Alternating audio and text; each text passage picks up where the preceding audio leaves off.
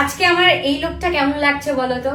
আর শাড়িটা নিশ্চয় তোমাদের চেনা চেনা লাগছে, লাগবেই তো। শাড়িটা আমি সরস্বতী পুজোর দিন পরেছিলাম, আর তোমরা আমাকে অনেকবার জিজ্ঞাসা করছো শাড়িটা কোথা থেকে নিয়েছি। আমি আগের একবার যদিও বলে দিয়েছি, আমি কমেন্টে লিখেও দিয়েছিলাম কোথা থেকে নিয়েছি।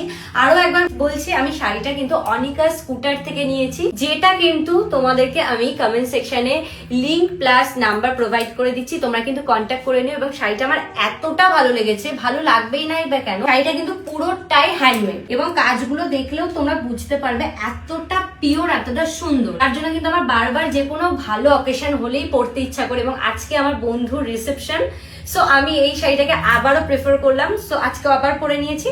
তোমাদের কেমন লাগছে এবং যারা যারা এই শাড়িটা এবং ব্লাউজটার লিংক চেয়েছিলে তাদেরকে কিন্তু আমি নাম্বার প্রোভাইড করে দিচ্ছি। তোমরা কিন্তু অনিকা স্কুটার থেকে তোমরা অবশ্যই ওখানে যে কোনো রকম ভাবে বলবে, ওরা কিন্তু তোমাদেরকে পুরোটাই সেইভাবে তৈরি করে দেবে। এবং শাড়িটা আমি কিন্তু ওই জন্য ওদেরকে পুরো মন থেকে বলেছি, যেরকম চেয়েছিলাম ঠিক সেরকম ভাবেই ওরা কিন্তু পুরোটা বানিয়ে দিয়েছে। যেমন আমি চেয়েছিলাম, হাতে সুন্দর কাজ এবং ফুল স্লিভস, সেরকমই কিন্তু পেয়েছি।